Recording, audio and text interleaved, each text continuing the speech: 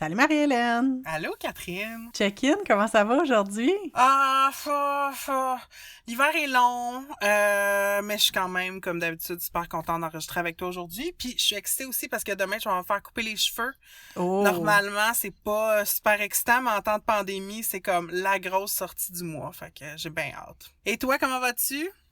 Ben ça va. Moi aussi, je trouve que l'hiver est long puis que j'arrive pas à comprendre si les nouvelles sont positives ou négatives ces temps-ci, là. On dirait que je sais pas comment il faut que je prenne ça. On appelle à l'optimisme, puis j'ai bien de la misère avec ça, surtout dans l'incertitude.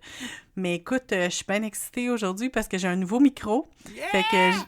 j'espère que je sonne bien, puis j'espère que je m'en sers adéquatement. C'est bien excitant.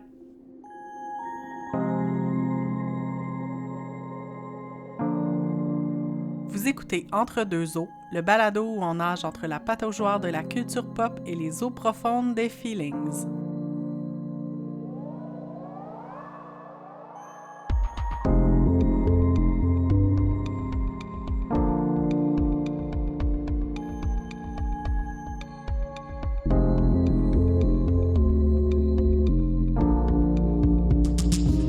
Ce mois-ci, à Entre deux eaux, on a décidé d'aborder un champ mal aimé ou mal compris de la culture pop, c'est-à-dire la musique country.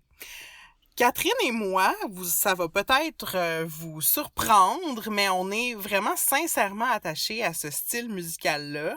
Puis on va vous raconter aujourd'hui d'où ça nous vient, cet amour, depuis quand c'est arrivé dans nos vies, est-ce qu'on a déjà possédé un cheval et autres questions connexes. Après, on va vous proposer une entrevue avec Camille Tremblay-Fournier, qui est mon amie et mon ancienne collègue de radio, co-animatrice de la très populaire émission Pour l'amour de Johnny sur les ondes de Réel Radio à la radio étudiante de l'UQO en Outaouais. Puis évidemment, après, on va revenir sur quelques points soulevés dans l'entrevue, puis on va vraiment plonger en eau profonde dans des grandes questions comme le country, est-ce que ça peut être féministe?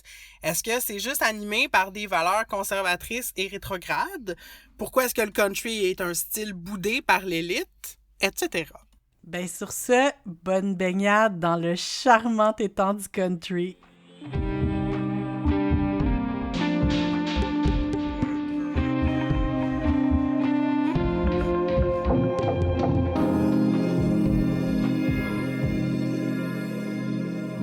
Charmant étang, disions-nous. Alors, on va commencer à nager doucement en vous racontant comment le country est entré dans nos vies. Fait que toi, Catherine, c'est quoi ton histoire avec le country? Comment ça s'est présenté à tes oreilles? Ben, il n'y avait pas vraiment de country à la maison, à proprement dit. Mes parents, ils écoutaient vraiment beaucoup de chansons françaises. Fait que, tu sais, il y avait beaucoup, tu sais, du Ferré, du Brel, du Brassens. Ça, c'était beaucoup présent chez nous. Puis, peut-être plus mon père qui écoutait un peu plus des chansonniers québécois, mais plus folk, tu sais, genre Richard Desjardins, Stephen Faulkner, des trucs de même, quoique Stephen Faulkner est pas mal country, mais en tout cas, tu sais, ça restait un peu... parlais pas vraiment de country. Puis moi, j'aimais vraiment beaucoup la musique québécoise. C'était vraiment ça. Fait que, tu sais, des influences de, tu sais, d'écouter Daniel Bélanger vraiment beaucoup. Daniel Boucher, j'aimais le trad avec mes aïeux. Ça allait un peu dans tous les sens. Puis quand je suis arrivée à l'université vers 2007, en fait, à cette époque-là, je faisais de la radio à la radio étudiante de l'UQO. Puis, je faisais beaucoup de critiques d'albums, surtout d'albums québécois. Puis, je me suis retrouvée avec à faire la critique du premier album du groupe Jaune, qui est un groupe de Sherbrooke. Leur album s'appelle Le Plumage. C'est sorti en 2007. C'est très, très, très country. Puis, je suis arrivée avec cette épiphanie-là de me dire, ben voyons, c'est donc ben bon du country, puis pourquoi les gens disent qu'ils aiment pas ça? Principalement parce que c'était tellement joyeux, tellement rassembleur, tellement de party, tu sais, je me disais, ça peut ne pas être ta musique préférée, mais genre, ça se peut pas que t'aimes pas ça, là, comme... Fait que j'ai comme sauté dans le vide à partir de ce moment-là, puis quelques semaines plus tard, je me retrouvais à la barre d'une émission country sur les ondes de Réel Radio avec Camille. Donc, on va vous parler de ça un peu plus en détail. Mais c'est ça. Ça a été comme une grande aventure, le début d'une grande aventure. Puis pour moi, le country, comme un peu partout, on dirait qu'on essayait de ramasser du country. On se rendait compte que tout était un peu country finalement, où beaucoup de choses étaient country. pour moi, ça correspond plus à un état d'âme. Puis pour vous donner une idée, là, les groupes que j'écoutais à l'époque, tu sais, c'était beaucoup... Comme dans les artistes qu'on faisait beaucoup jouer à Pour l'amour de Johnny, il y avait Mara Tremblay, il y avait Danny Placard, Madame Moustache, un peu d'anglo aussi, comme United Steelworkers of Montreal. Fait que beaucoup la scène montréalaise des années, mettons, 2005-2010, là, c'était vraiment ça... notre centre d'intérêt principal là-dedans, puis mon amour du country s'est développé à l'intérieur de tout ça. Puis toi, Marie-Hélène, comment le country est rentré dans ta vie? Ah, mais c'est drôle parce que, tu sais, quand on préparait l'épisode, je me disais... Parce que la période où j'ai commencé à aimer le country puis à vraiment m'assumer là-dedans, c'est il y a quelques années, autour de 2015, j'étais comme en pré-dépression, j'avais pas de job, je venais d'emménager dans un nouvel appart, puis je savais comme pas trop quoi faire de mes journées, puis je me suis mis à binge-watcher la série Nashville, tu sais, qui se passe à l'intérieur de l'industrie de la musique country américaine, un genre de soap avec du budget, là. J'ai vraiment adoré cette série-là. Puis je me suis mis à écouter beaucoup de country suite à ça, mais je pense que mon amour du country a été comme éveillé avant ça. Puis je me suis rappelé dans les années 90, au secondaire, moi j'avais une télé dans ma chambre. Puis il y avait un poste au câble qui s'appelait CMT, Country Music Television, puis il passait, c'était comme Musique Plus Country. Wow. Fait qu'il passait des vidéoclips country à longueur de journée, puis c'était pas du tout un style musical auquel j'avais été introduit par mes parents, tu sais, c'était un peu dénigré dans ma famille, mais moi j'écoutais comme des vidéoclips de Shania Twain en cachette, puis j'aimais vraiment ça. Je me rappelle du vidéoclip de Don't Be Stupid où est-ce qu'elle fait comme genre de la gigue dans l'eau là. Ah oui, ça c'est magnifique. Ouais, c'est magnifique ce clip-là, puis il y a le clip No One Needs to Know aussi que c'est comme une chanson sur la soundtrack du film Twister, puis comme elle joue de la guitare dans une maison, mais là t'as comme des effets d'ouragan en arrière. Anyway, ça c'en est deux clips qui m'ont vraiment marqué, mais je me suis rappelé dernièrement que, c'est ça, déjà au secondaire, il y avait certains artistes country que j'aimais. Mais c'était vraiment pas le style musical que j'écoutais le plus, tu sais. En 2012, après ça, il y a eu le premier EP des Hey Babies aussi, sur lequel j'ai beaucoup trippé. Je l'ai pas découvert, je pense, tout de suite quand il est sorti. Peut-être 1 ou 2 ans après, mais comme je l'écoutais en boucle, j'avais bien aimé ça. Fait que là, comme le terrain, la table était mise plutôt pour que Nashville, vraiment, là, take over ma vie. Fait que c'est ça. Fait que moi, j'ai passé un été à dévorer les premières saisons de cette émission-là. L'intrigue se déroule à Nashville. Puis non seulement la série nous amène dans des lieux mythiques du country comme le Grand Ole Opry, qui est une salle de spectacle à Nashville, le Bluebird Café aussi, qui est une place où il y a beaucoup de songwriters du country qui passent par là. La série est conçue de telle façon que chaque personnage représente un peu un des pans du country. Fait que t'as un personnage qui est plus honky-tonk, t'en as une qui est plus du genre comme la jeune artiste country pop de style Taylor Swift, t'as comme la reine du country. Ça m'a introduit aussi à la richesse de cette culture musicale-là. Puis vraiment, là, après ça, je suis allée parfaire ma connaissance de l'histoire du country quand en 2019, j'ai visionné les 10 épisodes de la série documentaire Country Music de Ken Burns, qui a été diffusée à PBS, puis c'est genre 10 épisodes d'1 heure sur le country de ses racines jusqu'à aujourd'hui. Fait que tu sais, ses racines qui sont vraiment dans la musique noire, mais aussi dans la musique folk irlandaise et écossaise, jusqu'à, tu sais, c'est ça, le country pop à la Taylor Swift et Garth Brooks. On va vous mettre un lien là dans les notes de l'épisode si vous êtes curieux d'en apprendre plus sur la série. Évidemment, on n'a pas accès à la chaîne PBS via Internet au Canada, mais la série est disponible entre autres sur DVD puis sur Apple aussi. Fait que c'est ça. Fait que moi, j'écoute beaucoup de country américain, c'est ça, pour résumer, là. Je suis vraiment plus dans le country américain un peu canadien, c'est ça que j'écoute. Le québécois à peine. Tu sais, j'ai mentionné les Hey Babies tantôt, qui sont comme un groupe acadien, mais c'est ça, je connais pas tant ce qui se fait sur la scène québécoise. Toi, par contre, c'est surtout du country keb que t'as écouté, Catherine, n'est-ce pas? Oui, vraiment. Puis même que je dirais que je finis toujours par avoir comme un peu honte de pas bien connaître, tu sais, de dire que j'aime le country puis de pas bien connaître l'histoire du country américain, parce que c'est sûr que c'est un style qui est né aux États-Unis, tu sais, qui a une grosse histoire américaine. Mais moi, c'est vraiment beaucoup, justement, par le côté québécois que je l'ai connu. Moi, quand j'étais jeune, j'écoutais beaucoup de musique québécoise pour des raisons principalement de compréhension. Moi, ce que j'aime dans la musique, c'est les paroles. Fait que c'est sûr que comme d'écouter de la musique en français, c'était tout indiqué pour moi, là, c'était comme normal. Il y avait aussi comme un petit côté politique. J'avoue que j'étais une ado nationaliste, fait que c'est sûr que ça rentre là-dedans aussi. Mais au final, ce que j'aime dans la musique, c'est ça, c'est les paroles, c'est les histoires, c'est les feelings. J'aime beaucoup de styles de musique différentes, mais comme la musique acoustique, les instruments, la guitare, c'est vraiment des choses, le violon aussi, c'est des choses que j'aime vraiment beaucoup. Fait que c'est un peu comme ça que je me suis ramassée à aimer le country, puis à, comme, c'est ça que j'apprécie là, là-dedans.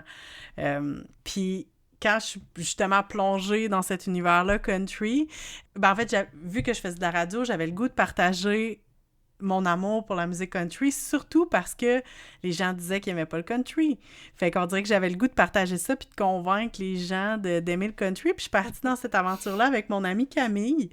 Puis je suis vraiment contente d'avoir fait une entrevue avec elle. Donc on va vous parler de notre expérience radiophonique, de nos feelings qui sont associés avec le country. Et en début d'entrevue, évidemment, Camille va commencer par nous parler de comment le country est arrivé dans sa vie à elle. Ben, moi, je viens d'une petite région qui s'appelle Mont-Laurier, ben, les Hautes-Laurentides de Mont-Laurier. Puis, à Mont-Laurier, le country, c'est quand même vraiment fort. Assez fort pour que, quand j'étais à l'école primaire, j'étais dans une école primaire pas mal défavorisée, dans une région assez défavorisée. Puis on n'avait pas vraiment d'instrument de musique. Notre prof, elle a décidé qu'on allait apprendre la chanson, le Achy Breaky Dance, puis qu'on allait apprendre aussi à la danser. C'est quand même drôle dans un cours de musique. J'ai passé des longs mois à apprendre à chanter la chanson en français de Steph Cars, du Achy Breaky Dance, puis à la danser. Puis je me rappelle que quand je revenais sur l'heure du dîner chez ma gardienne à l'époque, Jacqueline, on dansait ensemble le Achy Breaky Dance. Puis il y avait un petit saut dans le Achy Breaky Dance qu'il faut faire. Je sais pas si tu la connais un peu, la danse. Oui, oui, mais Faut vers la faire fin, un petit saut, là, genre un petit hop. Elle était comme, ouf, ça c'est trop dur, le petit saut. Puis là, elle le faisait pas. En tout cas, j'ai vraiment des drôles de souvenirs reliés avec le Achy Breaky Dance. Alors, ça revient peut-être de là, mais le Mont-Laurier, c'était vraiment une scène country. Il y avait des festivals country tout le temps, tous les étés. Mais ma famille n'était pas très country. Mon père est un peu plus folk, puis je pense que le country en tant que tel, c'était vraiment péjoratif pour pas mal de monde, comme ce qu'on entend tout le temps sur le country. C'était plus pour les personnes plus moins scolarisées, plus pauvres. C'était un peu ça. Je pense qu'on nous faisait refléter le country, c'était de la musique un peu vulgaire. Mais dans ma famille, on écoutait beaucoup avec mon père de folk, beaucoup de Richard Desjardins, un peu de Michel Rivard, plus des pièces instrumentales à la guitare. Puis malgré qu'il n'y avait pas vraiment de guitare ou d'instrument de musique chez moi non plus, on dirait que le country est arrivé dans ma vie à peu près au moment où je t'ai rencontré. Quand je t'ai rencontré, je ne sais pas si tu te rappelles, mais sûrement, c'était assez marquant. Là, mon père était décédé à peu près moins d'un an. Puis on dirait, genre, quand il est décédé, ça a été super difficile après, ça a été subi. On dirait que la musique country, qu'on a comme plus découverte ensemble, je crois, m'a amené une certaine forme de rapprochement avec lui. J'essayais de retrouver une genre d'esprit, une genre de vibe qui ressemblait à aller en pick-up avec mon père dans le bois, parce qu'on allait beaucoup dans le bois, c'était un garde-chasse. On se promenait beaucoup en écoutant de la musique avec des cassettes, là, puis à la chasse. J'essaie de retrouver un peu cet esprit-là, un peu du forêt, du bois, qui était vraiment loin de nous quand on habitait à Gatineau ensemble. Peut-être qu'on peut justement se rappeler de comme à quelle époque qu'on a parti cette émission de radio-là. Mais moi, j'étais au bac en sciences sociales à l'UQO, puis toi en éducation. ouais. Puis j'ai un drôle de souvenir. Je sais pas si ça rappelle, j'essaie de me réfléchir quand est-ce que ça avait starté, mais c'est tellement une période floue pour moi parce que j'étais une période quand même de deuil de mon père, justement. Mais je me rappelle que dans mon nouvel appartement que je venais genre d'emménager, il n'était pas encore 100% fini comme d'être que les meubles soient placés, tout ça. Puis qu'il y avait je sais pas pourquoi, mais un gros matelas dans le salon. Oui, oui, je J'essaie de m'en me rappeler souviens. pourquoi il y avait un matelas dans le salon, mais en tout cas, il y avait un gros matelas dans une grosse pièce vide, puis on s'était comme assis sur ce matelas-là, puis qu'on avait fait un genre de brainstorm. Puis là, je sais plus si c'est toi qui m'avais proposé ton idée sur le country, on avait brainstormé ensemble. Tu t'en rappelles-tu? Ben oui, ben je me souviens que je t'avais approché. Puis ce qui est quand même spécial, puis quand j'y repense, c'est qu'à cette époque-là, tu sais, on se connaissait, mais on n'était pas encore, tu sais, j'irais pas jusqu'à dire qu'on était amis, tu sais, on Non, je pense était des pas. connaissances, mais on n'était pas nécessairement amis à cette époque-là. Puis j'avais eu l'idée de faire une émission sur le country.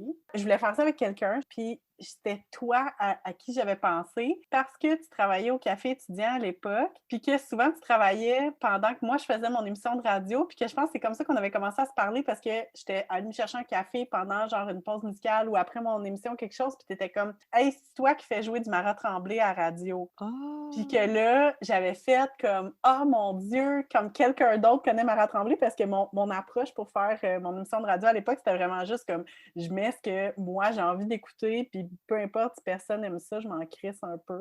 Mais là, tu sais, toi, t'étais comme « Hey, j'aime vraiment ça que tu fasses jouer du Marat Tremblay. » Fait que là, on dirait que dans ma tête, ça a juste fait comme « OK, mais Camille, elle aime Marat Tremblay, fait qu'elle pourrait faire l'émission de country avec moi. » Wow, je me rappelais pas de tout ça. Mon Dieu, qu'il faut beaucoup de cerveau pour se rappeler des choses. Ah, c'est Ben Marat Tremblay qui nous a unis. oui, oui, oui. Puis Wow! après ça, tu sais, je me souviens de quand j'étais allée chez toi pour qu'on parle un peu, puis que j'essaye un peu. Je me souviens d'avoir essayé de te convaincre, tu sais, que tu n'étais vraiment pas convaincue, puis tu étais comme OK, je sais pas trop. On dirait que je me vois encore dans ton appartement, puis de faire comme OK, ça te tente-tu? Puis je me souviens aussi que moi j'étais partie avec un titre qui était Tout le monde aime le country, puis j'étais comme vraiment convaincue, puis j'étais OK, ça va s'appeler de même, puis toi, t'étais comme non, je suis vraiment pas à l'aise avec ce titre-là. Comme t'étais pas prête à affirmer cette phrase de genre tout le monde aime le country. Ouais, je me rappelle parce que dans le fond, ton point, c'était que tout le monde aime le country, mais les gens ne le savent pas encore. Ouais. Puis moi, j'étais comme non, mais je pense qu'il y a vraiment beaucoup de monde qui haïssent fondamentalement le country. Puis c'est plus tout le monde haït le country. Mais maintenant, je pense quand même un bon titre parce que ça pourrait être comme une genre de boutade un peu au fait Ouais. que tout le monde haït un peu ça.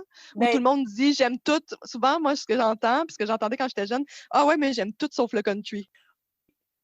C'est drôle, ça, c'est un Marat Tremblay parce que c'est vrai maintenant que tu me le rappelles, je pense que Marat Tremblay, à part mon père, c'est mes amis, le fondement du country, c'est que j'avais vraiment une gang d'amis au cégep, qu'on a commencé à vraiment triper sur Marat Tremblay, puis on était bien entendu vraiment comme à l'extérieur de la mode. Là. Personne aimait ça, puis on le vivait un ouais. peu comme une fierté, puis au même moment, une grande honte. Puis là, je me rappelle qu'on écoutait ça, on écoutait, mettons, Tout nu avec toi, puis les tunes comme Le Bateau, puis tout le premier album du Chihuahua, super fort dans l'auto de mon ami Tammy en s'en allant à Maniwaki. Puis on était comme, ah, c'est la seule qui avait comme un char là, à cette époque-là. Puis on criait super fort, puis on chantait ça. Puis c'est resté comme, c'était de la musique. Puis je me rappelle, la première fois que j'ai entendu, j'ai vraiment aimé ça. Mais en même temps, c'était super dissonant dans mes oreilles. Genre, Vraiment. les années 2000, c'était vraiment des années où tout était comme, je trouve, plus formaté. Le son était facile, puis mes oreilles n'étaient pas habituées non plus. Alors, j'avais jamais entendu comme de distorsion. J'avais jamais entendu des accords country, mais aussi grunge. Puis j'étais comme, j'aimais vraiment ça, mais en même temps, je trouvais ça comme vraiment répugnant. Puis maintenant, quand j'en réécoute, je trouve ça drôle, je trouve ça tellement normal, tellement Oui. mainstream. Puis l'année passée, aux Îles de la Madeleine, quand je travaillais là-bas, j'ai rencontré Marat Tremblay pour un spectacle super intime. Là. C'est un spectacle de comme 30 personnes dans un mini resto. Où on était, puis on a soupé ensemble après. Tu sais, c'était comme ça la formule, un peu tout le monde est avec tout le monde, puis on jase. Puis j'étais comme, mon Dieu, c'est fou que dans les maudites années 2000 où rien n'était possible, genre ce son-là était un son tellement dissonant, mais je trouve ça cool Tellement. de savoir que c'est ce qui nous a ralliés ensemble. Ah. C'est encore Ben, plus une belle genèse que je pensais. oui, mais non, je pense que notre histoire est quand même belle, puis c'est pour ça que j'avais comme envie de la raconter aussi, puis je trouve que j'ai comme l'impression qu'elle était country aussi. Mais ce qui est drôle avec l'émission qu'on a faite à Gatineau, c'est aussi qu'on a. Ben moi, c'est la première fois que je faisais de la radio. Puis quand j'ai dit oui, je me rappelle que dans ma tête, je me suis dit, wow, Camille, tu viens de perdre ton père, t'es en deuil, il y a comme plus rien qui fait du sens, t'as 20 ans. Genre, pourquoi tu ferais pas ça? Je me rappelle, je me suis dit, t'as rien à perdre. Genre, c'est Gatineau, si c'est nouveau la radio, c'était une nouvelle radio, qui avait pas de temps d'envergure, là, Non, tu sais. non, c'est Alors, ça. j'étais juste genre, t'as rien à perdre. Puis de toute manière, sais pas ce que tu fais de tes journées parce que tu vas pas bien. Puis je me rappelle que cette émission-là, pendant longtemps, ça a été vraiment comme une genre de bouée, là. Tu sais, je me levais parce qu'il fallait que j'aille faire l'émission de radio country. Ah, Puis mais que la musique aussi, ça a été un genre de bouée, un genre de repère. Tu sais, je pense que vraiment. je réfléchissais, puis je me suis dit, le country dans ma vie, ça a été country folk. J'y reviens toujours quand je vais pas super bien. Tu sais, c'est Mhm. comme pas tant pour me complaindre, peut-être, mais peut-être aussi un peu, dans la douleur ou dans la tristesse, mais aussi parce que ça résonne avec ce que je feel, tu sais. Puis Ouais. dans mes meilleurs moments, j'ai comme pas tant envie d'écouter du country, tu sais, ou du folk, mais quand ça va pas super bien, alors je pense que cette musique-là, qu'on découvrait sans cesse à l'époque Oui, aussi, parce qu'il y avait MySpace. Avec MySpace, on trouvait tout le temps des nouveaux groupes reliés avec d'autres groupes, puis il y avait une effervescence dans ces années-là autour ouais, de la thématique du country, folk, ouais. thrash, grunge, rock, tu sais. Ah, c'était vraiment une belle période pour juste en découvrir puis vivre plein d'affaires avec d'autres mondes au même moment, là, tu sais. Oui, puis toi, t'étais vraiment bonne pour comme aller à la pêche du MySpace, là. On dirait comme que tu me sortais tout le temps des affaires que j'étais comme, j'ai jamais entendu parler de ça. Que j'avais trouvé aussi spécial avec notre émission, c'est qu'on a. Moi, en tout cas, il y a quelque chose que en réfléchissant, je me suis dit, il y avait une tension quand même fuckée à notre émission où on découvrait la musique. En tout cas, pour moi, je découvrais la musique country, mais au même moment, je me rendais compte que la musique country, c'était une source de plein de contradictions, là, de Oui, plein de tensions. Tu sais, c'était autant de la musique quand même vraiment macho, ouais. voire misogyne des fois. C'est de la musique aussi des fois white trash. Tu sais, ça m'a pris du Mhm. temps avant de comprendre qu'il y avait des origines avec le blues, plus les personnes racisées, l'immigration, tu sais, qu'il y avait comme des femmes cool aussi qui faisaient du country. Mais on Ouais. était toujours, je me rappelle, pris dans cette tension-là. On voulait vraiment genre rendre le country cool, puis on voulait montrer aux gens qu'on aimait ça, puis ça nous faisait du bien. Mais au même moment, on se rendait compte qu'il y avait comme qu'il y avait plein de pentes glissantes là, sur Oui. ce sujet-là. Tellement! Puis c'est ça que je trouve drôle parce que, ben, tu sais, moi aussi, je découvrais le country à cette époque-là, c'est sûr, là, tu sais, je plongeais un peu dedans. Mais en même temps, ce que je me souvenais aussi, c'est que pour moi, en tout cas, c'était vraiment une période, j'ai envie de dire, pré-féministe dans Ouais. mon histoire à moi parce que je me disais pas encore féministe, ça m'intéressait, tu sais, je connaissais juste pas ça. Tu sais, je pense pas que j'étais Ouais. contre le féminisme, mais tu sais, je connaissais pas ça. Puis tu sais, je sais que toi, à cette époque-là, ben, tu sais, c'est sûr que tu m'as un peu fait découvrir le féminisme. Moi, c'était quand même déjà présent, mais C'était c'était comme présent, en mais évolution. c'est Mais aussi, il y ça. avait personne qui aimait ça, là. C'était un peu comme le country, c'était le pré-féministe, personne n'aimait ça. C'était vraiment une Ouais, période creuse du féminisme. Tu te faisais un peu traiter de conne quand tu étais féministe. Alors, c'était un peu un synonyme, là. ouais. Alors, c'est une époque où on s'est comme émancipé de ça aussi, tu sais. Ben oui, c'est ça. Puis, tu sais, j'ai comme l'impression que dans Pour l'amour de Johnny, il n'y avait rien qui était nécessairement explicitement féministe, mais en même temps, je pense que ça faisait comme partie de nos réflexions qui existaient. C'est sûr qu'on écoutait beaucoup de dudes, tu sais, la scène musicale encore aujourd'hui, mais tu sais, à l'époque, tu sais, c'est beaucoup des dudes. Mais j'ai l'impression qu'on mettait beaucoup de l'avant des femmes artistes aussi, puis que quand on en trouvait, justement, on dirait qu'on s'accrochait, puis on les aimait donc, puis on les mettait de l'avant. Puis je pensais que c'était comme nécessairement une idée de OK, c'est des femmes, on va les mettre de l'avant, mais c'était plus, on était tellement contentes, tu sais, puis notre projet est parti un peu avec Mara Tremblay, mais après ça, tu sais, il y a eu plein d'autres artistes qu'on aimait, puis qu'on voulait mettre de l'avant, puis on parlait de Milly Croche, Jaune, dans le fond, Jaune, moi, Ouais, c'est vrai. c'est vraiment l'album qui a fait que j'ai voulu démarrer ce projet-là. Tu sais, je pense on avait quand même des artistes féminines qu'on essayait de mettre de l'avant, tout en étant dans un univers qui était vraiment weird. C'était une drôle de tension dans laquelle on naviguait. Puis je pense aussi d'avoir s'être pris des pseudonymes, parce que ça Oui, aussi qui est drôle dans toute cette histoire-là, c'est que tu m'étais arrivé avec le fait, ben, ça serait le fun d'avoir des pseudonymes. Puis là, j'étais comme, what? mais je OK, me mais souviens encore pas là, de j'avais ça. rien à perdre. J'étais comme, oh, c'est pas grave, tu sais, allons-y. Tu sais pas. Mais c'était intéressant aussi parce que ça amenait, comme moi, je le comprends encore aujourd'hui, qu'il y avait un peu une blague, tu sais, tout le monde aime le country. Dans le fond, tout le monde haït pas mal le country. Ouais. Donc, si, mettons, entre guillemets, donc, si on veut en faire quelque chose qui va être comme convaincant, il faut aussi nous-mêmes rendre ça un peu rigolo, comme un peu une joke, en prenant des Ouais, pseudonymes, ça nous permettait de rendre ça comme pas trop sérieux, tu sais. ouais. J'avais vraiment aimé cette idée-là. C'est ça, j'allais dire. J'en reviens pas qu'on parle depuis aussi longtemps puis qu'on a réussi à éluder le fait qu'on avait des pseudonymes puis qu'on les a pas encore dit. Mais Ah. nos personnages étaient vraiment juste nous, dans le fond. On avait des Ben, pseudonymes, mais ça s'arrêtait un peu là, tu mais sais. grossi un peu quand même, parce que j'ai Il vraiment grossit un peu. l'impression que, Ouais. parce que c'est ça, tu sais, tantôt tu disais c'est un projet qu'on faisait sans se prendre au sérieux, mais je pense qu'on se prenait au sérieux aussi. J'ai l'impression qu'il y avait les deux. C'est-à-dire que c'était complètement... La facture qu'on essayait de lui donner était comme un peu rigolote, justement, parce qu'on était comme deux cowgirls qui parlaient comme... Qui assumaient le country, comme qui vivaient le country, tu sais. Fait que je pense qu'il y avait de ça, mais je pense aussi que nos personnages nous ressemblaient beaucoup, puis qu'on faisait pas nécessairement de gros efforts particuliers pour comme inventer des personnages, mais ça nous permettait d'exagérer des traits, puis d'être comme, c'est ça, d'être over the top, là, puis de juste faire comme, Ouais, voici puis ça nous qui on permettait de est. nous sortir, je pense, de notre. Tu sais, cette émission-là nous permettait de sortir un peu de notre quotidien, puis de notre Mhm, identité, qui on était, là, tu sais, des vraiment. étudiantes, un peu blasées d'une certaine époque, qui se politisaient. Tu sais, c'est comme. Ouais, Ça nous permettait de se mettre comme dans un autre mood, puis ce mood-là était le mood de on vous présente des trucs qu'on aime, des trucs oui, qu'on avait le droit d'aimer ces choses-là parce qu'on les avait trouvées sur MySpace, puis parce qu'on avait une tribune, parce qu'on avait un pseudonyme, on avait le droit d'en parler, tu sais. Moi, c'est oui. pas des choses que je pense que j'aurais été à l'aise de mettre de l'avant autant si j'avais pas décidé que j'en avais un pseudonyme, tu sais. Ça faisait comme vraiment, ça légitimait un peu qu'on prenait la parole, le Oui. micro dans une émission de radio pour parler de country, tu sais. Puis j'ai tellement l'impression qu'on s'est offert des libertés qu'on n'aurait pas pris autrement, là, tu sais. Le fait d'avoir une émission nous permettait de rencontrer des gens, de leur parler. En tout cas, c'était vraiment une période que je trouvais quand même drôle. Ouais. Ouais. Mais je trouve que c'était une période country, justement. Oui, vraiment. Parce que au final, je trouve qu'on a eu, tout le long de ce projet-là, on a eu une définition très large de ce qu'était le country. Puis, tu sais, je Oui, pense c'est ce qu'on qu'on n'a voulait. jamais été puriste. On Non. a vraiment été large, mais je pense que comme notre projet rentrait dans notre définition, comme tu sais, si on avait eu un regard extérieur sur notre projet, ce qu'on peut avoir maintenant, il était clairement country dans nos termes, là. Ouais, il était vraiment fait avec de la colle puis des petits bâtons de popsicle, là. Ça, c'est sûr, là.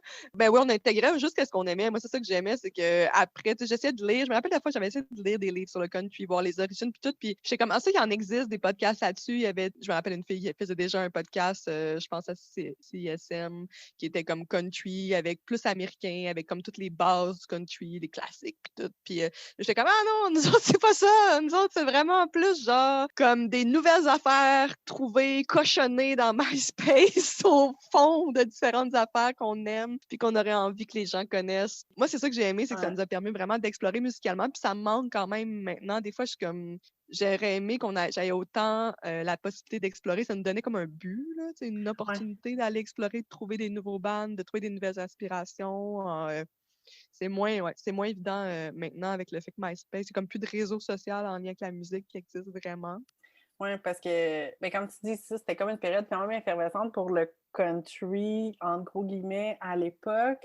Tu sais, je pense que ce qu'on finissait tout le temps par dire, c'était comme qu'on faisait écouter du country folk alternatif. C'était un peu ça. Puis je pense que le alternatif nous permettait d'aller rentrer tout ce qu'on voulait dedans.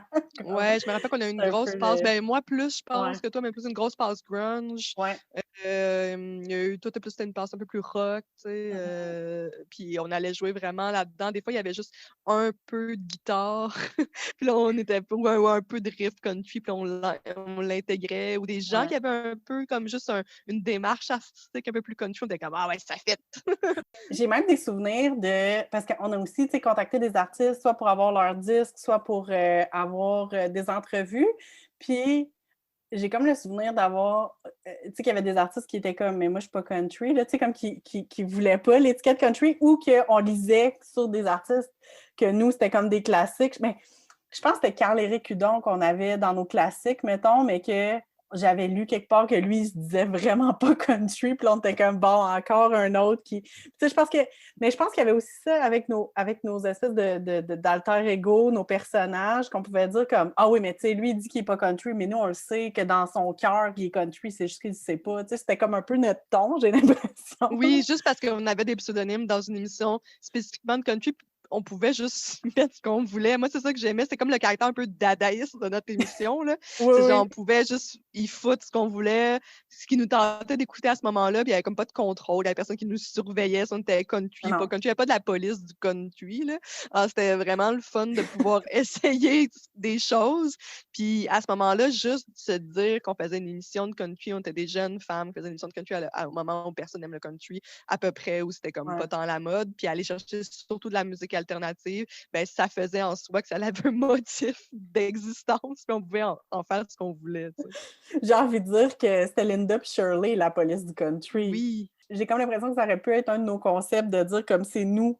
Nous sommes les deux personnes qui décidons ce qui est country et ce qui ne l'est pas. ouais, des genres C'est de genre... Jean Héroldi, là, du style.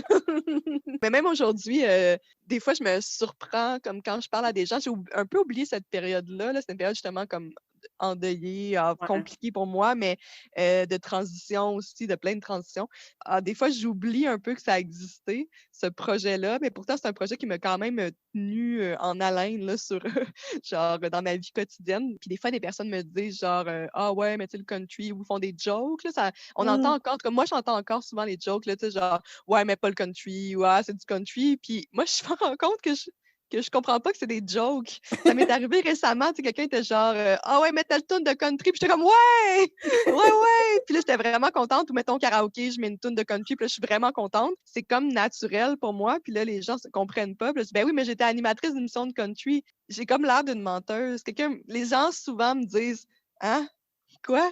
Mais J'ai de la misère aujourd'hui, on dirait que les gens me croient pas quand je leur dis que oui, quand j'avais 20 ans, j'étais animatrice d'une émission de country pendant quoi, 2 ans et demi, 3 ans? j'ai pas les dates, mais je pense on parle de quelque chose comme 2007 à 2009, quelque chose de même. Là, Ah, ben c'est oui, c'était quand quand même assez même. circonscrit dans le temps. Là, mais je pense qu'on peut dire 2 ans à peu près là, que ça a À peu duré. près Mais moi 2 ans, aussi, j'ai genre 3 l'impression que ça a saisons. duré plus longtemps que ça parce que justement, c'est une période qui était tellement intense. Mais, Ouais. mais moi aussi, comme j'ai le même... Ben, j'ai pas eu vraiment beaucoup de discussions sur le country dernièrement, mais c'est ça que je me rends compte que comme on dirait que ça fait partie d'une autre vie, comme c'était tellement prenant, c'était tellement quelque chose. Puis je suis comme mais mon Dieu, ça fait tellement plus partie de ma vie, tu sais, c'est sûr qu'il y a de la musique que j'écoutais à l'époque que j'écoute encore un peu, mais tu sais mes goûts musicaux ont évolué, que quand j'ai commencé des études à l'Université Laval, puis que là on dirait que j'ai comme tout délaissé ça, puis je suis allée vers d'autres affaires, d'autres intérêts. J'ai eu un moment où j'ai eu besoin de décrocher, puis c'est comme si tu sais que j'ai quasiment pris une débarque du bicycle, là, tu sais comme j'ai plus Ouais, jamais été capable de puis rembarquer là.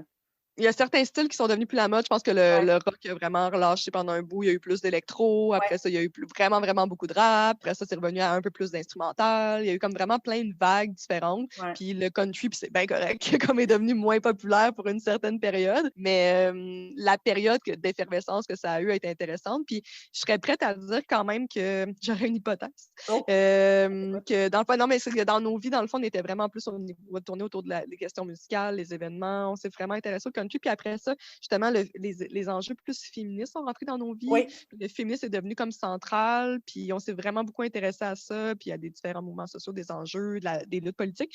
Puis je pense que dans la musique, il y a eu comme un tournant aussi où j'ai réfléchi tantôt. Puis il y a quelque chose où c'était de moins bienvenu, moins accepté ou moins intéressant, en tout cas, de mettre de l'avant justement ces groupes de dudes-là qui mhm, faisaient plus les cowboys anciens, arrière-garde un peu. Puis il y a eu comme quelque chose où c'était moins intéressant, moins présent. Puis il y a eu, les gens ont voulu comme expérimenter avec comme différents sons qui sonnaient plus progressistes ou je sais pas trop. Alors, il y a eu comme des vagues aussi dans nos vies, je trouve, de changements. Puis en tout cas, moi, je l'ai vécu comme ça, où j'avais plus vraiment le goût d'écouter ça non plus parce que je voyais qu'il y avait quelque chose qui était comme plus problématique. Mais après ça, en ouais, réécoutant d'autres choses, ça s'est renouvelé, puis il y a eu plein de nouvelles affaires. Puis entre autres, actuellement, il y a comme un petit retour, je trouve, au country dans différents groupes dans la dernière année, du monde qui refont de la musique un peu plus trad ou prog, avec un petit son country, puis il y a plus de filles, puis mhm.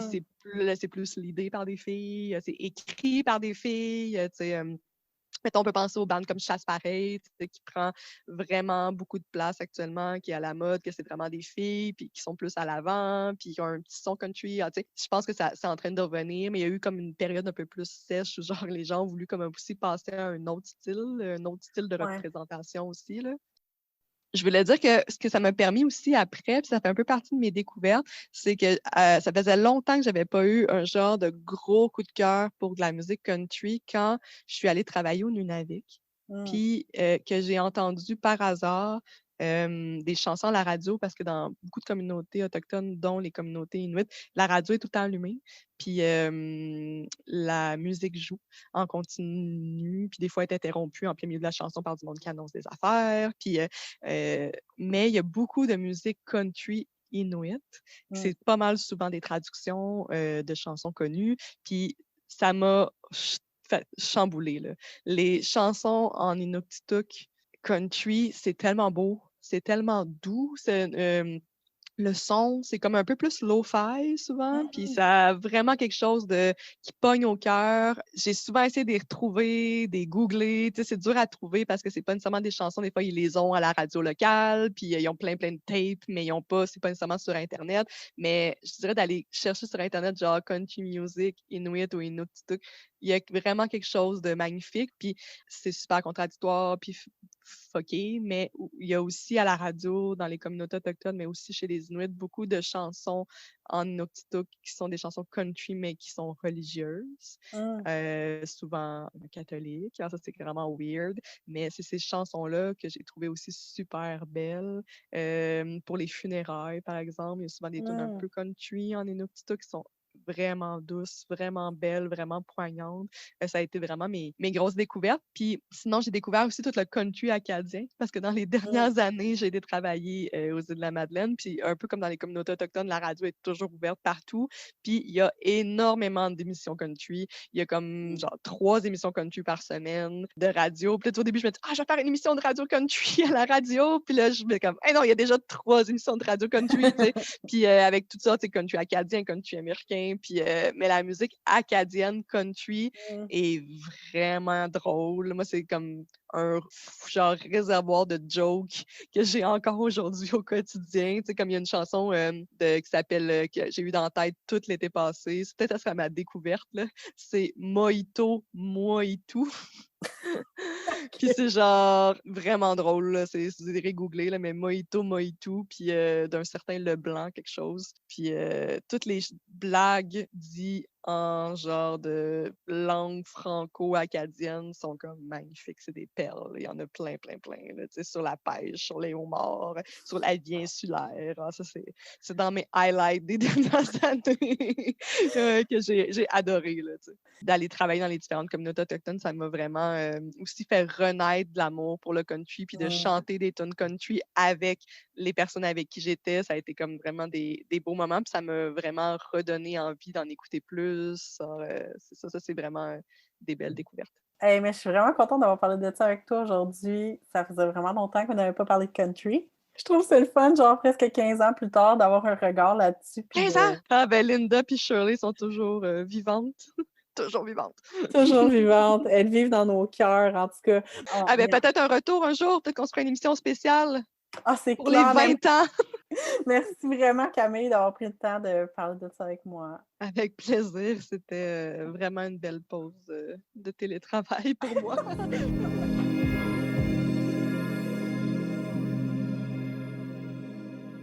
Oh, merci pour cette entrevue, Catherine. J'ai trouvé ça drôle, puis j'ai trouvé ça touchant aussi. Vous êtes allée sur des pistes vraiment intéressantes, puis Camille disait qu'elle n'a pas envie d'écouter du country quand elle va bien, elle a le goût d'écouter du country quand elle est triste parce que ça la réconforte. Fait que je te demanderais en commençant, est-ce que dans ta vie, il y a eu des chansons country qui t'ont accompagnée à travers des moments plus difficiles? Ben, je dirais justement en lien avec cette époque-là, pour moi, c'est vraiment les premiers albums de Carl-Éric Hudon. Il y a une chanson qui s'appelle « Savoir retenir ses larmes » qui est comme une espèce de... Je rentrais ça dans Power Ballade aussi, là, comme quelque chose là, qui a vraiment une grosse montée d'émotions qui me permettait, là, tu sais, qui me réconfortait vraiment beaucoup quand j'allais pas bien. Puis il y a une autre chanson qui est sur l'album qu'il a fait en collaboration avec Danny Placard. L'album s'appelle Hudon Placard. La chanson s'appelle Repentigny.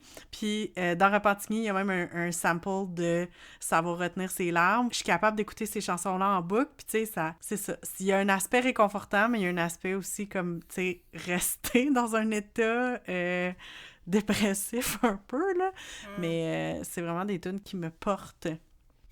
Puis si c'est pas trop indiscret, qu'est-ce que tu traversais à cette époque-là qui faisait que tu t'accrochais à ces chansons-là?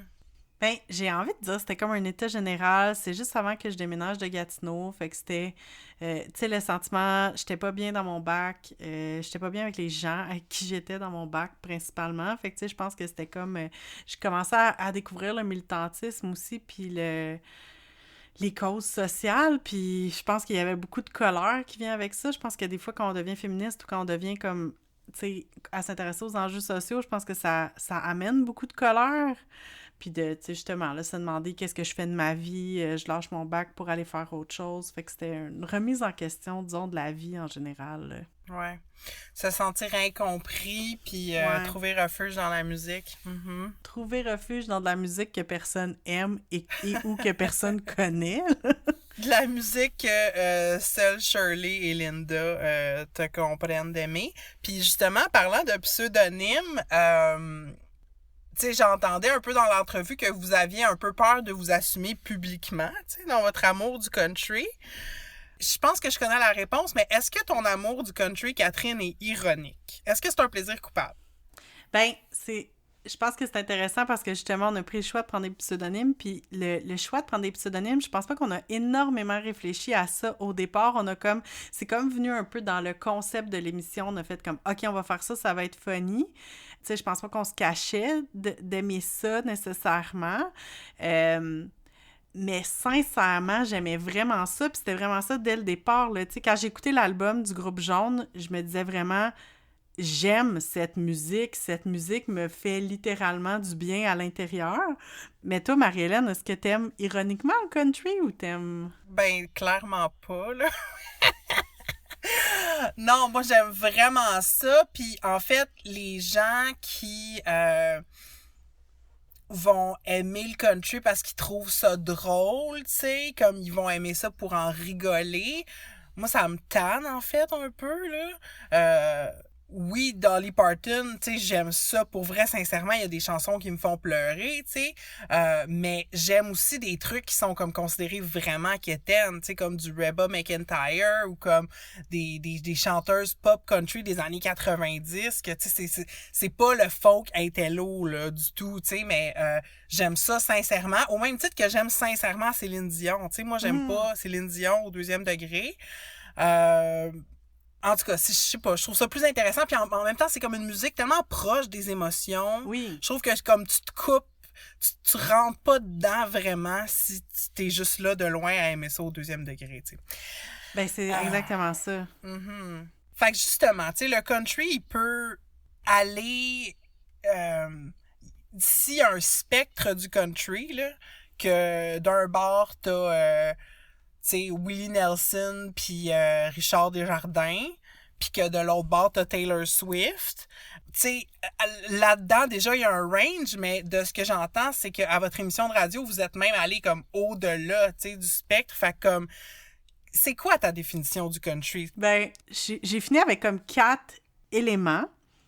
Puis de ces 4 éléments-là, tu sais, je pense qu'il faut qu'il y en ait comme au moins un et le plus possible, tu sais. Mm-hmm. Mais c'est sûr que comme la musique acoustique, qui est très caractéristique avec des guitares, des violons, il y a comme des riffs de musique country, des harmonies vocales aussi. Ça, je pense que c'est comme un des éléments. L'autre élément auquel je pense, c'est que ça va raconter soit des histoires du quotidien. Tu sais, je pense à la chanson que j'aime beaucoup, Le Frigidaire de Tex Lecor, tu sais, qui vont parler de vraiment des choses super concrètes, c'est ça? Ou encore des histoires de personnages. Puis là, je pense à la chanson Montigny des frères Goyette. Fait que, tu sais, comme mettre comme un personnage... Raconter l'histoire d'un personnage qui est comme un peu... ben c'est ça, là, qui est un peu country, un peu cowboy, un peu plus grand que nature, mais tu sais... Ou même des chansons comme dans les chansons de Paul Darèche, tu sais, où ce qui parle de ses parents, ben tu sais, ça devient un peu comme des personnages, des hommages à ces personnes-là. On a parlé des émotions, ce serait le 3e aspect de dire comme il faut qu'il y ait des émotions vives, des émotions vraies. Puis c'est ça, je pense, qui détermine tu sais, la différence entre de l'ironique puis de pas ironique, parce que à l'époque où on faisait Pour l'amour de Johnny, il y avait beaucoup de bandes qui faisaient un peu du country de manière un peu ironique, mais ceux qui sont restés puis ceux que j'ai le plus appréciés, c'est ceux justement qui allaient au-delà des flaflas puis des costumes puis des personnages. il y avait de l'émotion, puis je vais Mhm. reparler des Frères Goyettes tantôt, mais tu sais, il y a ça dans les Frères Goyettes, selon moi. Puis mon quatrième affaire, c'est l'affaire la plus ésotérique, moi, je vais dire, mais c'est l'esprit country. Puis ça, c'était, je pense, l'élément qui nous permettait à Camille et moi d'aller chercher tout qu'est-ce qu'on voulait mettre dans l'émission pour faire comme ça rentre, ça a l'esprit country.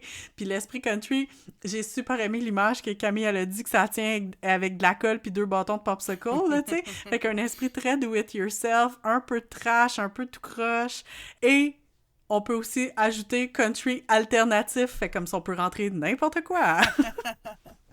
Mais n'empêche, je pense que je suis assez d'accord avec comme tes 4 grands côtés du carré country, là. Puis c'est le fun, justement, d'aller jouer là-dedans. La dernière question que j'ai le goût de te poser en lien avec l'entrevue, c'est... Tu sais, t'as parlé de... Vous avez fait cette émission-là, puis ensuite, vous avez comme eu un espèce d'éveil féministe, vous êtes plus impliqués, puis le country a comme pris le bord, tu sais. Puis, tu sais, il y a forcément eu une période de chevauchement, là. Il n'y a pas eu une cassure comme frénétique. Fait que comment t'as vécu cette transition-là? Ben, comme on l'a dit dans l'entrevue, nécessairement, il y avait des tensions entre le féminisme et le country. Puis, tu sais, pour vrai, j'ai réécouté des tunes qu'on aimait vraiment beaucoup à l'époque ou des artistes, puis j'étais comme...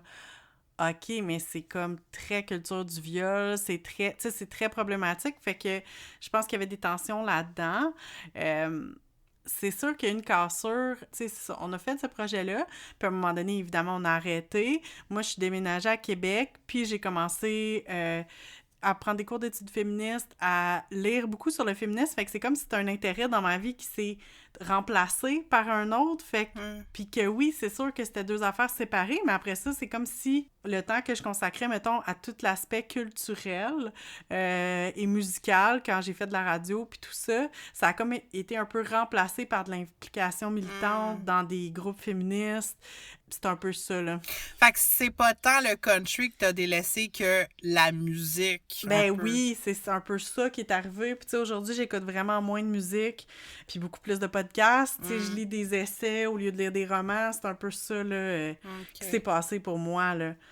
Mais c'est ça nous amène à se demander, tu sais, justement, si le country peut être féministe. Est-ce que le country est nécessairement conservateur? Parce qu'il y a comme l'esprit du cowboy. Dans ma tête, l'esprit du cowboy, il est pas obligé d'être macho, mais en même temps, ça vient comme... Je sais pas qu'est-ce que t'en penses, tu sais, pour toi, un cowboy, c'est-tu obligé d'être macho, mettons? Hey, c'est une bonne question. Ben, la réponse facile, c'est non. Le cowboy est-il souvent macho? Oui. Est-ce que le cowboy est comme irrécupérable? Tu sais, je pense que le cowboy, tu pourrais avoir des discussions intéressantes avec, peut-être, sur comme les valeurs progressistes, puis il serait peut-être d'accord avec ce que tu dis, parce que, dans le fond, le cowboy, c'est une figure anti-establishment, tu sais. Ouais. Il est à l'extérieur du système, fait que je pense que il peut y avoir une cohérence entre la figure du cowboy puis le féminisme. Ça veut pas dire après ça que l'institution de la musique country est pas elle-même très conservatrice, tu sais. J'ai des exemples là, de la culture pop tirés des 2 dernières années. Bon, dernièrement, il y a un chanteur country que je connais pas beaucoup, mais qui a fait un coming out, tu sais. Puis c'est à peu près un des seuls artistes mainstream country à avoir fait son coming out. Il s'appelle... TJ Osborne, tu sais, puis il était out à sa famille, mais là, dernièrement, il a fait une sortie publique, tu sais, puis les gens faisaient la réflexion dans les médias que comme, OK, ça arrive jamais, tu sais, il y a des alliés, mais il y a très peu de gens qui sont out. Il y a des problèmes de racisme dans l'industrie du country aussi, avec ce qui s'est passé autour de Black Lives Matter l'année passée. Il y a un groupe qui s'appelait avant Lady Antebellum. C'est eux qui ont fait la fameuse chanson Need You Now, là. Il est 3h du matin, je bouille puis je m'ennuie de toi. Non, ça, c'est nuance. Mais c'est ça, fait que Lady Antebellum ont changé leur nom parce que Antebellum, il y a une connotation vraiment avant la guerre de sécession, le passé sudiste, esclavagiste. Ils ont changé leur nom pour Lady A, tu sais, pour comme mieux passer. Sauf que là, il y a eu comme une grosse controverse parce que Lady A existait déjà. C'est une chanteuse de blues américaine. Puis là, c'est comme... Il y a eu comme une guerre de à qui appartient le nom Lady A. Fait que... Il y a un artiste aussi, un des seuls artistes country noirs que moi j'ai découvert à travers le fameux documentaire là, de Ken Burns qui s'appelle Charlie Pride. C'est vraiment un pionnier, tu sais, puis il a eu beaucoup de succès, mais en même temps, tu sentais qu'il a toujours été un peu tenu à l'écart de l'industrie. Puis là, finalement, cette année, ils l'ont reconnu. Ils lui ont donné un prix hommage lors d'un gala. C'était comme cet automne, puis évidemment, ça avait lieu dans le sud des États-Unis, puis les protocoles COVID étaient comme ordinaires. Puis cet homme-là était dans la 80aine. Quelques semaines après avoir reçu son prix, il est décédé de la COVID. Fait que là, il l'a-tu pogné au gala ou pas? C'est terrible. C'est vraiment terrible. On le sait pas, tu sais, s'il l'a pogné là, mais c'est vraiment weird, tu sais, de donner un prix hommage à quelqu'un puis que ça cause sa mort. Anyway, fait que, tu sais, là, ça ne sont que quelques exemples, là, mais il y a des institutions... En fait... Tu sais, on vit dans une société raciste et sexiste et nécessairement les autres institutions au sein de notre société, que ce soit tu sais, l'industrie musicale as a whole, l'industrie du cinéma, les médias, tout ça, sont aussi racistes et sexistes. Mais je pense que particulièrement l'industrie du country, c'est là que ces valeurs-là sont peut-être les plus fortes, tu sais, au niveau institutionnel. Mais après ça veut pas dire qu'il y a pas des artistes à l'intérieur de ça qui portent un autre message. Tu sais, je pense aux Dixie Chicks, tu sais, au début des années 2000 qui avaient dénoncé George W. Bush puis l'invasion de l'Irak. Après ça, ils ont été bannis des ondes pendant super longtemps. Puis là, ils ont fait un retour dernièrement, puis ils ont aussi changé leur nom parce qu'ils étaient comme Dixie. Bon, c'est encore une célébration du Sud, tu sais, la Mason-Dixie Line. Fait qu'on s'appelle juste les Chicks maintenant. Il y a des tensions. Il y a des tensions à l'intérieur de la musique country. Puis en fait, pour moi, ça fait partie du fait que c'est intéressant aussi, tu sais, de s'intéresser à ce style musical-là, puis qu'est-ce qui en ressort. Puis souvent, ça va amener aussi un rapport entre le monde urbain puis le monde rural aussi. Au Québec, j'ai pas de chiffres nécessairement, mais je sais que la musique qui pogne le plus en termes de nombre d'auditeurs, c'est vraiment la musique country, qui va pogner beaucoup en région, surtout. Mais c'est de la musique qui est un peu boudée par l'establishment, justement, puis qui se retrouvera pas dans les radios populaires, qui se retrouvera pas dans le gala qui récompense la musique au Québec, qui est le gala de la disque, tu sais. Je trouve qu'avec le hip-hop, le country, c'est un des genres, justement, qui pogne vraiment beaucoup au Québec, puis que c'est assez difficile d'être représenté. J'ai l'impression qu'il y a des trucs qui changent, du genre, justement, tu sais, je parlais de Paul Darèche tantôt. En fait, ce que j'ai remarqué, c'est qu'il y a beaucoup d'artistes qui ont dit qu'ils se sont inspirés de Paul Darèche. Fait que là, on dirait c'est comme si le public plus urbain, qui va un peu bouder la musique country, qui va dire « Mon Dieu, Paul Darèche, c'est super quétaine », ben là, si Isabelle Boulay puis Mario Pelcha commencent à dire qu'ils sont très influencés puis ils ont fait des collaborations, évidemment, j'ai l'impression que, justement, Paul Darèche et comme d'autres artistes de ce style-là ont été un peu réhabilités, mais ça reste que c'est une affaire de culture de masse versus culture des élites, finalement, là. Puis le country reste dans la culture de masse qui est comme un peu... boudé, puis on a parlé un peu du fait qu'il y a des gens qui aiment le country ironiquement, puis c'est un peu une blague. En tout cas, ça amène bien des tensions aussi là-dedans. Puis parlant de tensions, j'ai réécouté ce matin avant qu'on enregistre le premier épisode d'une série de podcasts qui, moi, vraiment m'a jeté à terre, là. Ça s'appelle Dolly Parton's America. Allez downloader ça immédiatement. Je pense que c'est une série de 9 épisodes.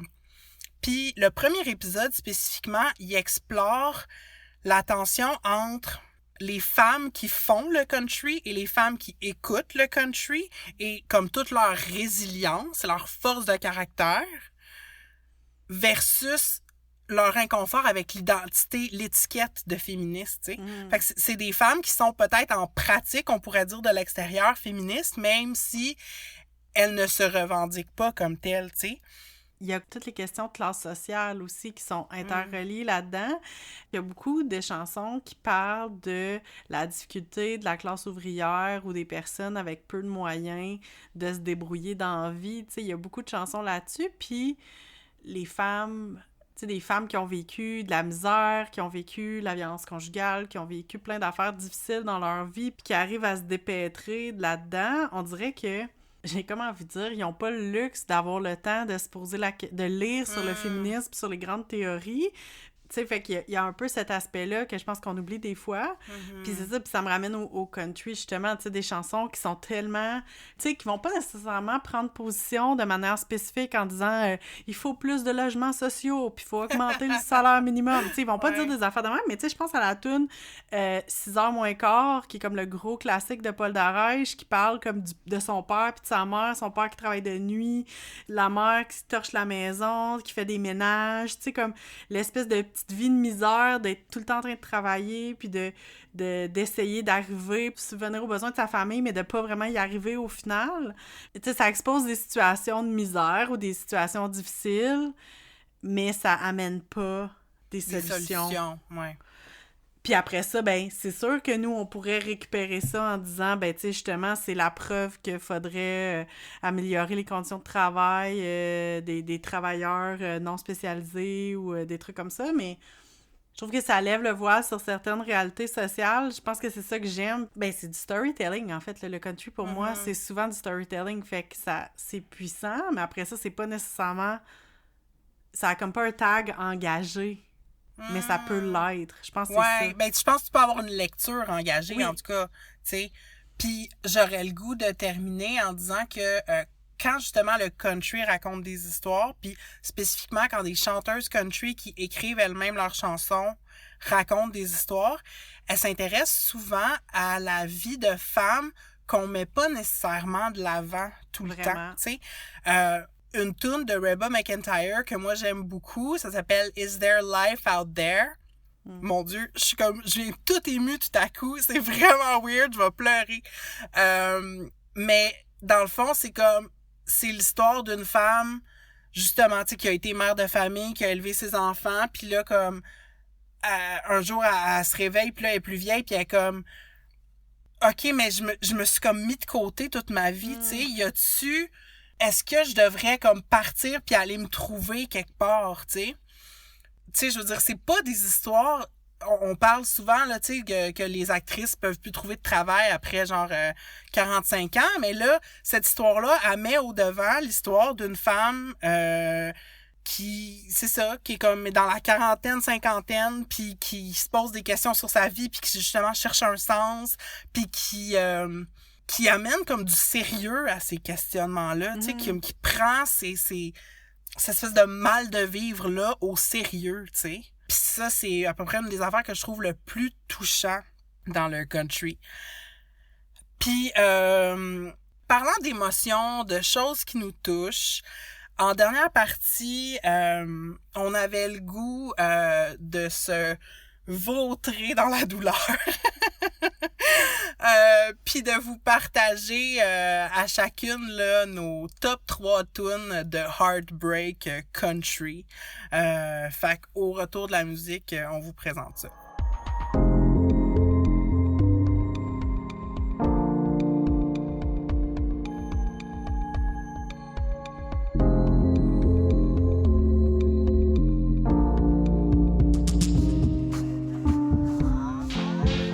On est rendu au dernier segment de l'émission où on voulait vous partager chacune notre top 3 de tunes country, de peine d'amour, les tunes de Heartbreak.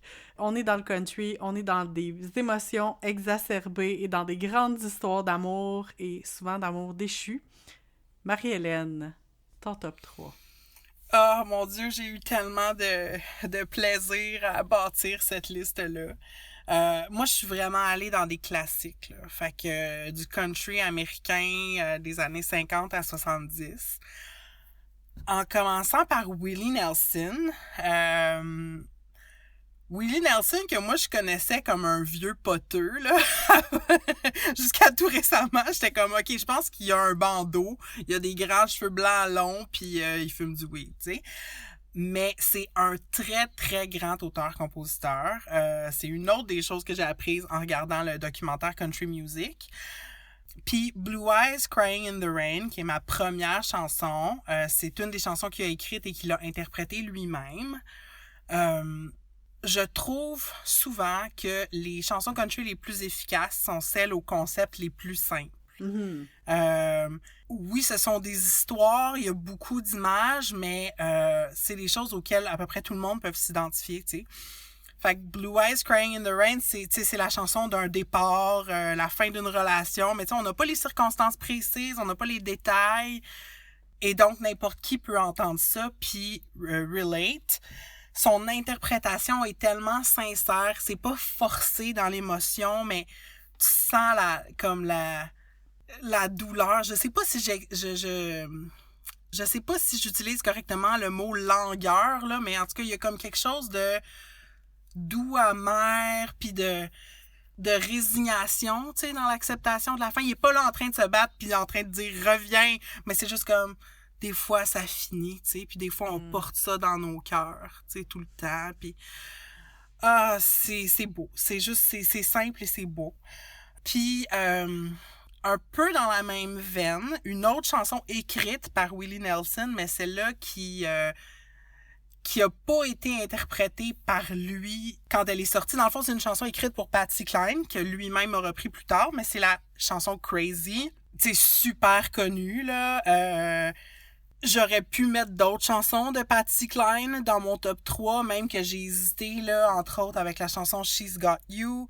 Mais Crazy, c'est imbattable. C'est super relatable. Je pense que tout le monde, à un moment donné, a été dans une relation où l'amour n'était pas réciproque, puis où on est en train de se dire, je pense que je vais perdre la raison, comme, je sais pas pourquoi je pense ces choses-là, je sais pas pourquoi je dis ces choses-là, je sais pas pourquoi j'agis comme ça. Tu sais, il y a aussi l'idée que elle dit à un moment donné dans la chanson, tu sais, je le savais qu'un jour t'allais partir, tu sais, mais je pouvais pas m'empêcher d'être avec toi. Puis en tout cas, le côté un peu de se trouver complètement pathétique, tu sais, d'aimer quelqu'un qui ne nous le rend pas. Tu sais, c'est une chanson qui, je trouve qu'il y a pas d'âge. Tu sais, enregistrée, je sais pas, en 55, quelque chose de même, mais qui sonne pas vieille, puis je pense que, je sais pas, je trouve qu'elle a une résonance comme en dehors des âges, là. Puis je trouve aussi ça peut être la plus grande force du country, c'est que ça peut être des fois une musique un peu en dehors du temps, tu sais, qui est pas identifiée clairement à une époque en particulier, c'est du country, tu sais. Ouais. Puis ma troisième chanson, c'est Angel from Montgomery de John Prine. John Prine que j'ai découvert récemment. En fait, il est décédé dans la dernière année, je pense, de la COVID. John Prine qui est pas juste country, là, qui est comme un artiste folk aussi. Un peu un outsider de l'industrie. Cette chanson-là, Angel from Montgomery, elle est écrite du point de vue d'une femme parce qu'il dit c'est une image que j'ai eue dans ma tête, tu sais, d'une femme, justement, tu sais, après tant d'années de mariage, qui se rend compte que il y a plus nécessairement d'amour dans sa relation, puis elle sait pas où qu'elle s'en va, puis c'est comme un peu la désillusion d'une vie, tu sais. C'est pas tant une toune de peine d'amour au sens de « on s'est quitté, mon chéri », mais genre juste comme « notre amour est mort », tu sais. C'est ça, ça parle de les espoirs qu'on pouvait avoir plus jeunes puis qui en tout cas qui peuvent se fracasser, tu sais, à la dureté de la vie. C'est une chanson sur la misère, mais comme mon Dieu, ça pogne au cœur, là. J'ai réécouté tantôt quand on préparait l'épisode, puis ça fait tellement mal que c'est bon, là. J'adore ça. Puis je dirais que ça fait partie pour moi d'un sous-genre de la musique country qui est comme le heartbreak de cuisine, là. Que t'es comme en train de faire ta vaisselle, puis tu penses à comme tout qu'est-ce qui va mal. Je sais pas si les gens peuvent relate, mais en tout cas, fait que ça serait mes 3 chansons de peine d'amour que je vous invite à écouter. Magnifique. Et toi, Catherine, qu'est-ce que t'as mis dans ton top 3? Ben, moi, j'ai commencé mon top 3 avec une chanson des frères Goyette dont j'ai parlé un peu tantôt. C'est vraiment un band de country qui rentre dans la catégorie un peu parodique. Ils viennent du village de Champlain en Mauricie. Ils sont déguisés, ils ont des costumes. Mario Goyette, c'est pas son vrai nom, mais c'est le chanteur des frères Goyette. Puis, tu Tennessee, je trouve que c'est une chanson qui s'écoute comme un film, puis moi j'aime tellement ça, ces chansons-là, où on raconte vraiment une histoire, puis qu'il y a vraiment plusieurs chapitres, là, tu sais. Mais en gros, c'est l'histoire d'un gars que sa blonde l'a quitté pour un cowboy du Tennessee, est parti aux États-Unis. Fait que là, on a notre dude qui extériorise sa peine en allant faire du 3 roues dans le pit de sable, puis qui essaye de passer sa peine. J'ai relaté un peu au Heartbreak de cuisine, parce qu'à un moment donné, il dit qu'il s'assoit dans sa maison tranquille, ça fait longtemps qu'il n'a pas été tout seul, puis il mange sa petite beurrée, puis il essaye de pas sombrer dans la peine. Puis finalement, dans l'histoire, ça dit que c'est comme si la fille, elle voulait revenir, mais là, il dit « Hey, ma grande, si tu penses que je vais rouvrir la cour pour toi à grands coups de pelle, tu vas attendre que la neige dégèle. » Mais la conclusion de la chanson, c'est qu'il finit par dire « Non, non, mais si tu veux revenir, je load le pick-up, on part, on s'en va te chercher, il y a pas de problème, je m'occupe de tout, tu vas revenir. L'amour, pour moi, ce n'est pas des pacotilles. » Fait qu'on dirait, c'est une chanson super parodique du country, mais en même temps qui reste... Les émotions, je les ressens tellement fort. Chaque fois que je l'entends, je suis comme chavirée par le film là, qui m'est proposé. Fait que je vous propose de prendre le temps de faire... le petit tour à Champlain dans le pit de sable, c'est très magnifique. Puis aussi, je l'ai pas dit, mais dans le fond, j'ai vraiment fait mon top 3 en pensant à l'époque pour l'amour de Johnny. C'est ma déformation radiophonique, mais j'essayais aussi de me plonger dans l'esprit de quand je tripais sur le country intensément, que le country c'était le centre de ma vie. Puis dans ces années-là, il y avait une toune, quand on voulait faire une toune qui faisait mal puis qui écorchait le cœur, on jouait la chanson « L'amour fait mal » de Monsieur Monod, et il y a Mara Tremblay qui participe à cette chanson-là, mais c'est sur un album de Monsieur Monod, Monsieur Monod étant Éric Goulet, donc c'est un de ses projets musicaux. Et « L'amour fait mal », c'est tout simplement un cover traduit de « Love Hurts » de Nazareth. Puis ça montre à quel point c'est quoi mon approche au country, parce que moi je connais « L'amour fait mal » de Monsieur Monod. Je sais que c'est un cover, mais il a fallu que je google pour savoir c'était de qui. Fait que ça montre. Moi, je connais souvent les covers avant les originaux, même si c'est des classiques. Mais tu sais, on s'entend que j'avais déjà entendu la chanson, là, mais je savais pas c'était qui chantait ça. Fait que, tu sais, je pense que la chanson Lovers, où l'amour fait mal, ça se passe de présentation. Je pense que c'est une chanson qui est super... justement, l'amour fait mal, puis c'est douloureux. Monsieur Monod, il a toujours un style très... lancinant, vraiment comme, tu sais, ça fait mal écouter ça, mais en même temps, des fois, ça peut être réconfortant. Sauf que, la semaine passée, j'ai écouté un épisode du podcast You're Wrong About, qui est un super bon podcast, puis en fait, 2 épisodes sur la panique morale entourant le heavy metal puis le porn rock, puis ils ont nommé la chanson Love Hurts en particulier, mais c'est que, évidemment, c'est pas une chanson d'heavy metal, sauf que dans You're Wrong About, ils sont retournés voir, est-ce qu'il y a vraiment des études qui prouvent que le heavy metal pourrait avoir une influence sur le comportement, parce que c'était beaucoup ça qui était dans cette panique morale-là, que le heavy metal causait des comportements dommageables chez les jeunes. Non, mais non seulement ça, ce qui a été prouvé par la recherche, c'est que les chansons tristes peuvent avoir un impact négatif sur la santé mentale des gens. Donc, ce qu'ils expliquaient, c'est que si on est un petit peu triste, puis on écoute une chanson triste, ça peut amplifier la tristesse et même pouvoir mener à des pensées ou des comportements même suicidaires. Fait que les gens partaient en croisade pour faire abolir quasiment la musique heavy metal, mais au final, ils étaient comme, on peut pas abolir toutes les chansons tristes, ça aurait pas de bon sens. Mais c'est quand même intéressant, fait qu'ils nommaient une couple de chansons qui étaient des chansons qui avaient été étudiées comme étant vraiment problématiques si t'as déjà des pensées de tristesse qui peuvent vraiment les amplifier. Puis il y avait Love Hurts. Fait que je trouvais ça bien drôle que je l'avais déjà choisi. Je pense que ça rentre dans les tunes vraiment déprimantes. Et pour finir mon top 3, puis là on montre à quel point moi je vois du country partout, c'est une chanson de Linda Lemay. Je pense qu'on connaît bien Linda Lemay. Moi c'est une artiste que j'aime vraiment beaucoup, non ironiquement. Et la chanson que j'ai choisie, ça s'appelle « Je te l'avais dit ». Vous aurez écouté ça. C'est une chanson où les guitares sont très fortes, puis selon moi, c'est vraiment un rythme country, des paroles country aussi.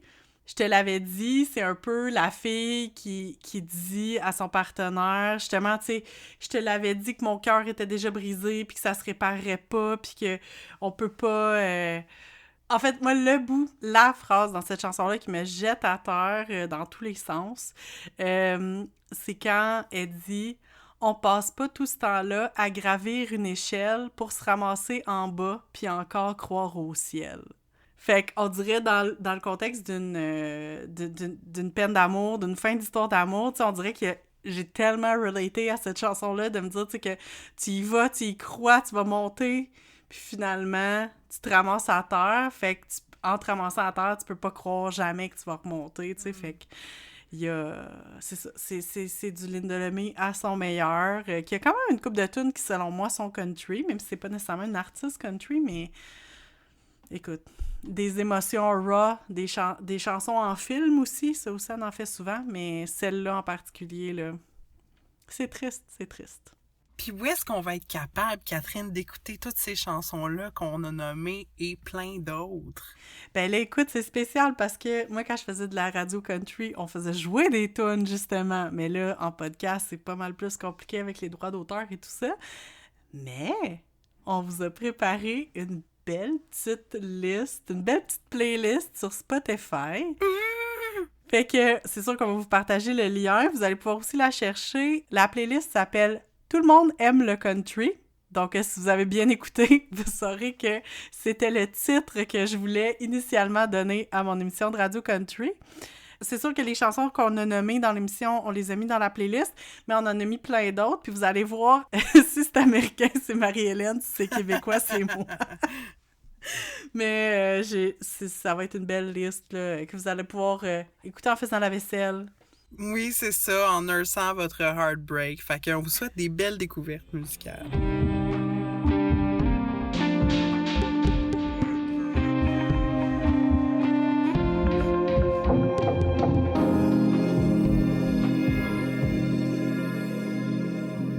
On est déjà rendu à la fin de l'épisode. Check out. Marie-Hélène, comment tu vas? Comment ça s'est passé? Ben, je suis toujours agréablement surprise à la fin de nos discussions de voir par où on est passé puis sur quelle route on est allé. J'ai aussi comme un petit peu une peine d'amour parce que je trouve qu'on enregistre pas assez souvent, toi puis moi. On a juste la chance d'avoir ces conversations-là profondes une fois par mois, puis je sais pas, là, j'ai l'impression que je te parlerai plus souvent.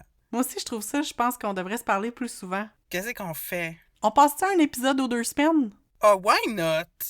OK, on fait ça, je suis game. OK, fait que là, à partir du mois d'avril, un épisode aux 2 semaines. Mettons qu'on se dit à partir du vendredi 2 avril, là, pour que vous soyez sûr que c'est pas un poisson d'avril qu'on vous fait, un épisode aux 2 semaines. OK, c'est très excitant. Marquez ça à vos calendriers, ça s'en vient, on change d'horaire. Wouhou! Yes! Fait que, ben, on va rentrer dans une nouvelle phase, là, de Entre deux eaux. C'est une belle occasion d'aller toucher encore plus de gens avec notre émission. Mine de rien, ça fait maintenant 6 mois, là, qu'on a parti ce projet-là. Puis, d'ailleurs, merci à vous qui êtes à l'écoute, en particulier les gens qui sont là depuis le mois d'octobre. Ça nous fait vraiment chaud au cœur de savoir qu'on ne fait pas juste parler dans le vide. Oui, puis pour parler à plus de gens, on aimerait vraiment ça. Si vous nous écoutez déjà puis que vous nous aimez déjà, on vous met au défi de parler de nous. Fait que toi, qui es en train d'écouter le podcast, si t'aimes ce que t'entends, parle de nous à ton ami qui aime les podcasts. Tu peux aussi parler de nous à ton ami qui aime le country, lui envoyer cet épisode-là. Parle de nous à ton ami qui aime parler des feelings. Parle de nous à ton ami qui tripe sur Yves-Jacques. Puis tu peux aussi nous taguer dans tes stories Instagram ou dans tes posts Facebook pour que plus de gens sachent qu'on existe. Quelle belle stratégie! Alors, ben, revenez-nous donc le vendredi 2 avril pour une plongée dans un beau sujet qui va être le fandom, mais plus spécifiquement le shipping. Si tu sais pas c'est quoi le shipping, peut-être Google ça, ça n'a pas rapport avec l'import-export, là, c'est autre chose. Fait que voilà le sujet qu'on va aborder dans notre prochain épisode. Puis on a même l'intention de traiter de ce sujet-là en 2 parties. Ça s'en vient. Donc, pour rien manquer de tout ça, on vous invite à nous suivre sur Facebook puis sur Instagram. Notre handle, c'est entredeuxeaux.balado, entre2eaux, tout en lettres. Et vous pouvez, comme toujours, nous écrire un petit courriel à notre adresse entredeuxeaux.balado@gmail.com. Encore une fois, entre2eaux, tout en lettres. Si vous en avez les moyens, on vous encourage à participer financièrement au podcast en devenant un eau-flotteur. Merci d'ailleurs aux nouvelles personnes qui se sont engagées dernièrement à faire des dons récurrents. C'est vraiment, vraiment, vraiment précieux. Puis ça va vraiment nous aider à améliorer notre projet. Oui, merci beaucoup. Puis pour les personnes qui sont intéressées à nous soutenir, rendez-vous sur notre page web au entredeuxeaux.pinecast.co. Puis, un autre moyen de nous soutenir qui est tout à fait gratuit, c'est de nous mettre des étoiles et de soumettre des avis sur votre plateforme de balado préférée. Vous pouvez vous abonner au podcast sur Apple Podcasts, sur Spotify et plusieurs autres applications. Fait que ben sur ce, on vous dit à la revoyure! Faut qu'on parte, notre cheval est parqué en double. OK. Ah, mais je vais le garder, comment tu l'as dit, c'est trop beau, genre.